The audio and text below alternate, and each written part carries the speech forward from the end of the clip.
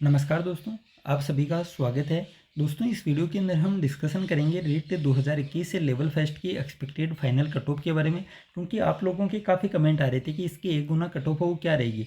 तो मैं मेरे अनुसार आपको बता रहा हूँ, अगर इससे आपके नंबर कम है, जो मैं कट ऑफ बताऊँगा उससे अगर नंबर कम है तो एटलीस्ट आपको तैयारी स्टार्ट कर देनी चाहिए रीट 2022 की। अगर आपका सिलेक्शन हो जाएगा तो बहुत अच्छी बात है, अगर नहीं हुआ तो कम से कम आप किसी और से पीछे तो नहीं रहेंगे, क्योंकि ये लास्ट वैकेंसी है तो आपको अपना पूरा दमखम वो लगा देना चाहिए। ठीक है, तो आपको ये एक महीना या फिर मैं कहूँगा कि क्योंकि न्यूज़पेपर के अनुसार तो इस मंथ के लास्ट तक आपकी जो कट ऑफ है वो आ जानी चाहिए, ऑफिशियल कट ऑफ है वो आ जानी चाहिए।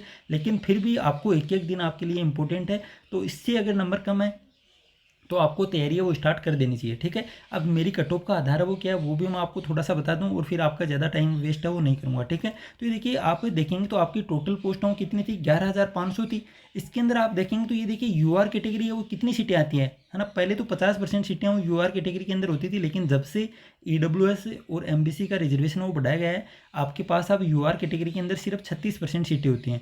इस हिसाब से आप देखेंगे तो ये देखिए आपकी सीटों की संख्या लगभग 4,140 होती है और इसके डबल कैंडिडेट हैं वो पास किए गए हैं। तो मतलब यूआर कैटेगरी के अंदर 8,300 कैंडिडेट हैं वो पास किए गए हैं और आपकी नंबर वो कितनी थी, कट ऑफ कितनी थी, 130 नंबर थी। इसके बाद आप देखेंगे ये देखिए ओबीसी है ना, ओबीसी का रिजर्वेशन कितना होता है, 21% होता है। इस हिसाब से आपके पास सीटों की संख्या ओबीसी के अंदर आप देखेंगे तो लगभग कितनी होती है, 2415 होती है। और ओबीसी कैटेगरी के अंदर भी डबल कैंडिडेट वो पास किए गए हैं, तो ये देखिए 4800 कैंडिडेट किसके हो जाएंगे, ओबीसी के। और यहाँ आपकी मेरिट वो कितनी थी, 127 नंबर थी। ठीक है, तो मैं आपको थोड़ा सा अनुमान बता रहा हूँ कि इस आधार पे ये ऊपर मैंने आपको कट ऑफ वो बताई है।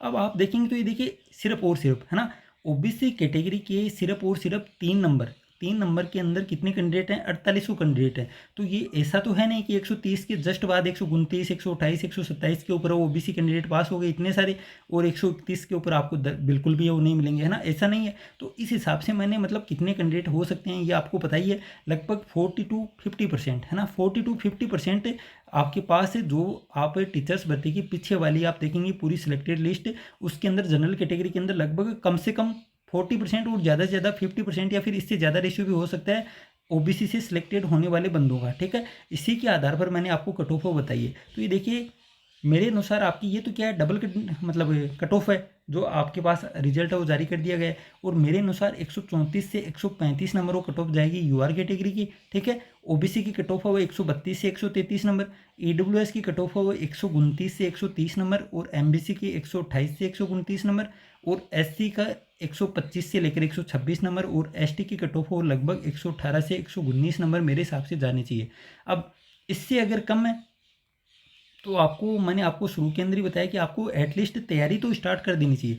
अगर आपका सिलेक्शन हो जाता है इस वैकेंसी के अंदर तब आपकी कोई नुकसान वो नहीं होगा। अगर सिलेक्शन नहीं होता है तो कम से कम आपकी तैयारी तो चलेगी, है ना, 10-15 दिन है वो तैयारी तो चलेगी, तो आपके कुछ टॉपिक वो क्लियर होंगे और आप किसी और से पीछे वो नहीं होंगे। और ये आपके पास है लास्ट चांस है, लास्ट वैकेंसी है, यही मानकर आपको है वो तैयारी करनी चाहिए और आपको 100% वो क्या सिलेक्शन है वो लेना चाहिए। ठीक है, तो उम्मीद करता हूँ आपको दी गई जानकारी वो पसंद आई होगी और आप भी अपनी क्वेरी है वो पूछ सकते हैं कमेंट सेक्शन के अंदर या फिर टेलीग्राम चैनल से जुड़ के वहाँ पर भी आप कमेंट है वो कर सकते हैं।